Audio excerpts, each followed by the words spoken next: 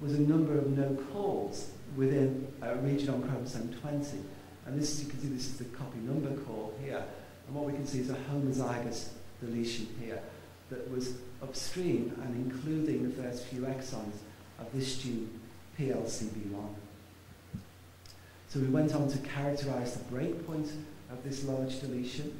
It demonstrated that there was homology at the breakpoint regions, and also that this deletion was associated with silencing of expression of the main isoform of the gene from the deleted allele.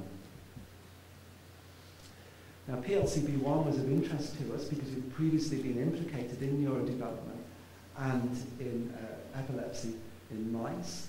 And you can see here that it's an intracellular messenger.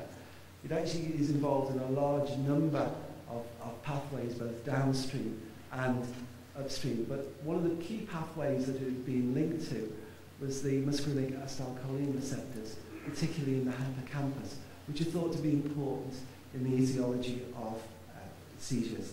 So there was good circumstantial evidence that this might be linked to this, etiologically linked to this disorder.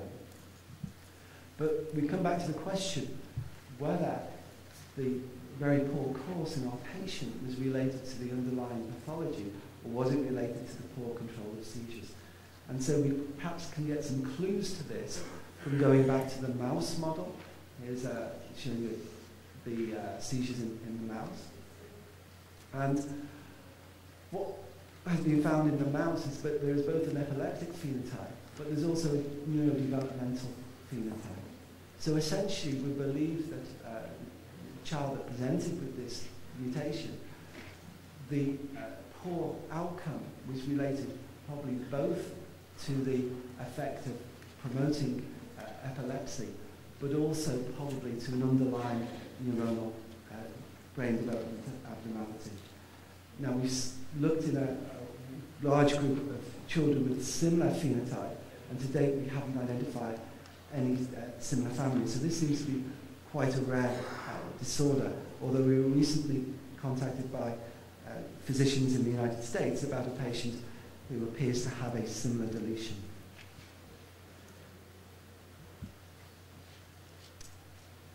So now to come up to the past 12 months, and this is a family who has an immunological phenotype. It's interesting because they have hematological features of a disorder known as ALPS, or autoimmune lymphoproliferative disorder. However, they did not have the clinical features of this disorder, namely lymphadenopathy. What they did have is a complex infectious phenotype with susceptibility to both viral and bacterial infections that isn't seen in ALPS. It's a large family, and we had DNA available from 3 affected members. As you will have guessed, we undertook our standard procedure, and we identified 2 regions that appear to be of interest after microsatellite markers. An 8 megabase region on chromosome 11 and a 9 megabase region on chromosome 18. Now, contemporaneously with us doing these studies, one of the patients was also having exome sequencing.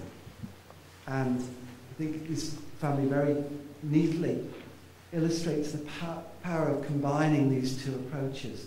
So in total, there were 23,000 plus variations identified within the affected individual, but only 67 of these were in the chromosome 11 candidate region and 14 in the chromosome 18 candidate region. And only 1 of these variants were previously undescribed. And this was in the chromosome 11 region in exon 2 of a gene known as FAD. And so this, as you will see, became a very strong candidate gene. The substitution was a highly conserved cysteine and therefore likely to be pathogenic. The reason why this was such a good candidate gene was that FAD stands for Faz-associated via death domain. So this is an adaptive molecule evolved in apoptosis that's closely related to the Faz pathway. And remember I mentioned this related disorder clinically, known as ALPS.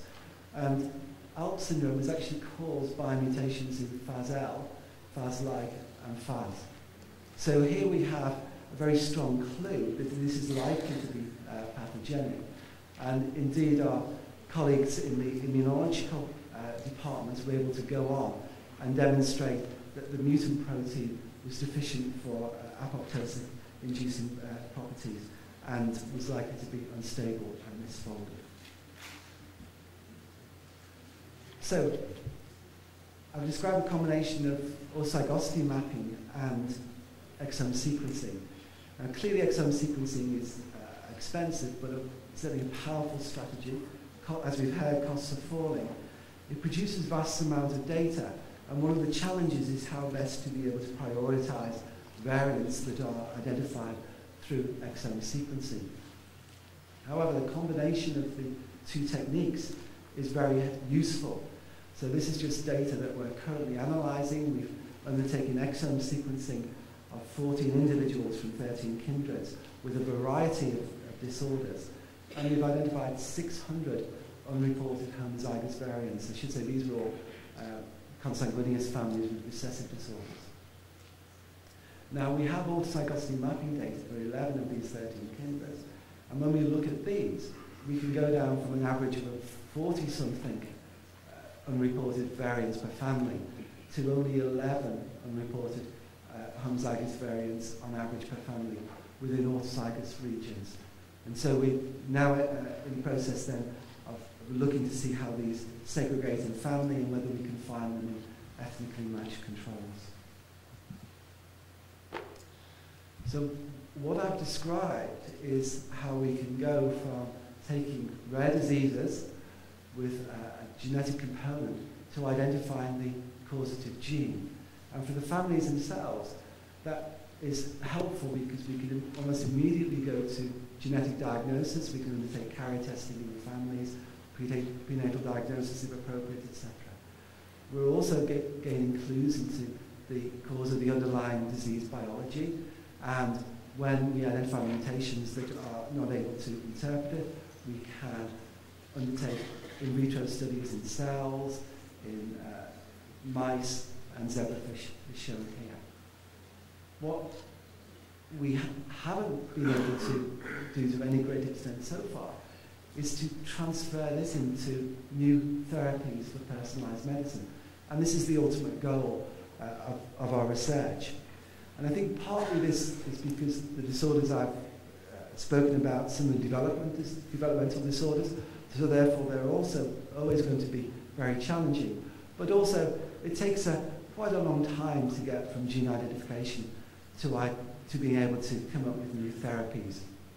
So, for example, if we think about the sort of disorders in the inherited field where there are therapies, we have von Hippel-Lindau disease and tuberous sclerosis, where we can use tyrosine kinase inhibitors, mTOR inhibitors, respectively. But we're talking of 10 years plus to go from gene identification to treatment. Nevertheless, that is the goal for the rest of our research. The time, shall I stop here? Or? We can say 5 more. Okay, I've just got one more example I was going to show, just returning to the theme.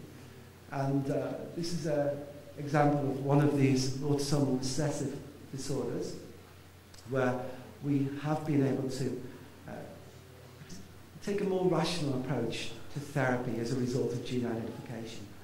So this was two families, both presented with a form of infantile Parkinsonism dystonia. And the presenting features in both cases were really a hypokinetic movement disorder with features of ocular flutter in the infancy. And these families commonly diagnosed as cerebral palsy. When you look back in the history, you find that in addition to the historic movements that are seen later, there are also sometimes a history of hyperkinetic movement disorders preceding the diagnosis. So we did our standard approach of SNP arrays, microsatellite markers, and we identified a candidate region on chromosome 5. And within the candidate region that was shared by both families, there was a very good candidate gene, SLC6A3, which actually is a dopamine transporter known to be expressed in the brain, and therefore apparently a very good candidate for it. Although actually if you knock this gene out in mouse, you tend to get a hyperkinetic phenotype, and therefore it being put forward as a candidate gene for attention deficit disorder. We sequenced both families. We found missense mutations. We showed that these were likely to be pathogenic. They both mapped to extracellular loop of the dopamine transporter. But at this stage we weren't sure whether they might be activating mutations or inactivating mutations. So we collaborated with Martin Reith in New York, and he expressed the proteins and was able to show very nicely that these were inactivating mutations. And so now we can explain the pathophysiology of this disorder. So this is the normal situation here where dopamine is released from the presynaptic neuron into the synaptic cleft, and the dopamine transporter takes it back up. Here we have a case where we have a mutant dopamine transporter. The dopamine is released, it stays around for longer, so we get the hyperkinetic movements, and it's not taken back up. So eventually we get depletion of intracellular dopamine stores, and that's responsible for the Parkinsonian phenotype. As you would expect, there's no response to L-DOPA in this disorder, and there's evidence of increased dopamine metabolites in the cerebral spinal fluid. And so the more rational approach now is perhaps to use dopamine agonists, and also deep brain stimulation appears to be useful in these families. So I'll finish there. I've tried to acknowledge people who've done the work as I've gone along, and for here I particularly need to mention Manju Kurian, who worked on PLCB1 and the infantile Parkinsonism, Julie Bose, who worked on the multiple pterygium syndrome, and Neil Morgan, who also worked on multiple pterygium syndrome and has either done or supervised a lot of the laboratory work on autocytosine mapping. Thank you.